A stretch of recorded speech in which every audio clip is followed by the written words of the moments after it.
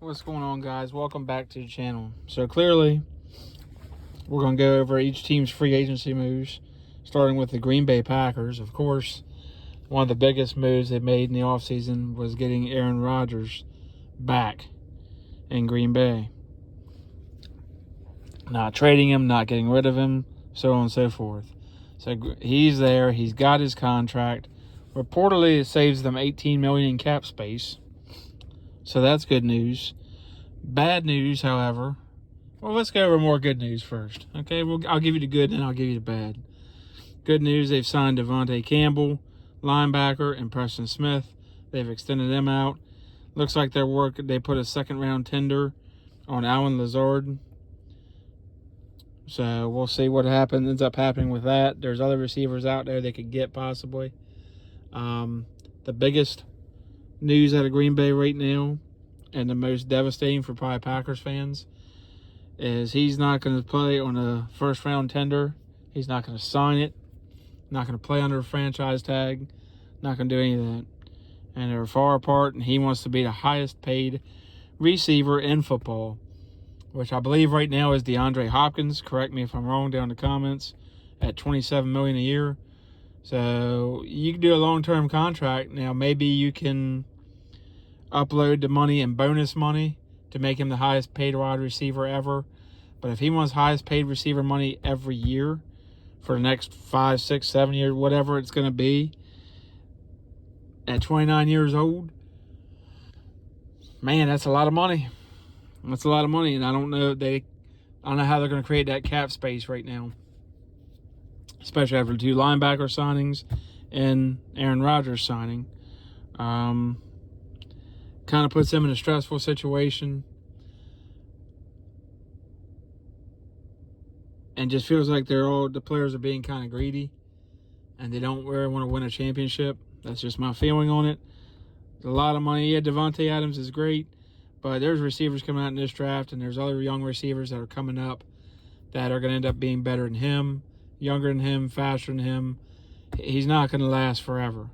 He might play to 35, 36, like a Terrell Owens or a Jerry Rice, one of those guys. I mean, Rice played till he was 40. His route running is one of the most crisp. He's really good. He's been healthy. He has gotten nicked up the last couple of years. And I know he's worth the money, but the Packers at some point have to figure out something, because they've kind of jammed themselves up here. And it all started with the Jordan Love pick, which made Aaron Rodgers mad, and then Devontae Adams got mad. And it's not good to have mad players, especially when they're your star cornerstone players. Haven't signed anybody else that I know of, like Robert Turbin or Allen Lazard. They have placed second-round tender on him. Some issues to fix in Green Bay, but they still have a good young core of players. So we'll see what happens with Devontae Adams. That'd be a huge blow. If a deal doesn't get worked out, does he sit? Do they try to trade him? Would he accept a trade?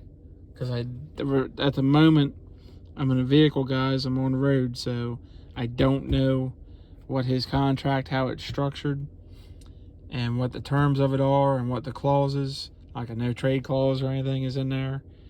But this is definitely a frustrating and a pretty devastating situation for Green Bay to be in. Now, having gotten their quarterback and cleared that hurdle, and gotten a couple linebackers back on their defense, key pieces on defense back, clearing those hurdles. They have some draft picks, some draft capital, not a ton, but it's going to be interesting to see what happens going forward. Let me know what you guys think is going to happen. I believe they will somehow come to an agreement with Devontae Adams. I feel like he doesn't need to be the highest paid receiver in football, but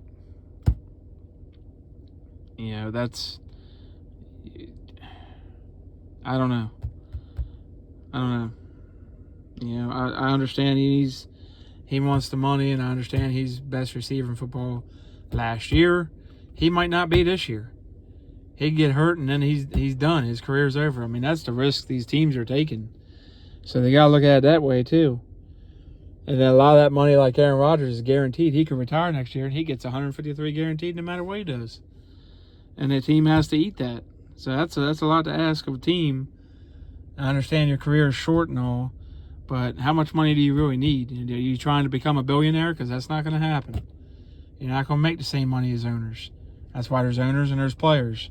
But it seems like the players want to be billionaires now, and that's, I don't know if that's where it's hit or not, but it's gonna push the fans right out, because nobody's gonna be able to buy tickets, because the owners will have to supplement that income from ticket sales, jersey sales, prices, everything will go up exponentially, except people's income that are buying the product. So these players got to be real careful of how greedy they get and how much money they get. I know the owners, that's the thing of being an owner. That's the thing of being an owner. Those guys own other businesses. That wasn't their main business model. They bought those teams, and they're still paying for those teams for a very long time. Those teams are not cheap. So, it's going to be interesting to see what happens. I don't know if he wants to every year to be the highest paid or what's going on here, but frustrating for Packers fans. You clear one hurdle, and then here's another roadblock. Let me know what you guys think in the comments. What would you do? What do you think they'll do? What do you think Davante Adams really wants? And let me know in the comments. Like, subscribe, share, hit notifications. Like and subscribe. Really helps this channel. Need it, guys. Channel is growing slowly, but that's good. And I'll catch you guys on the next video.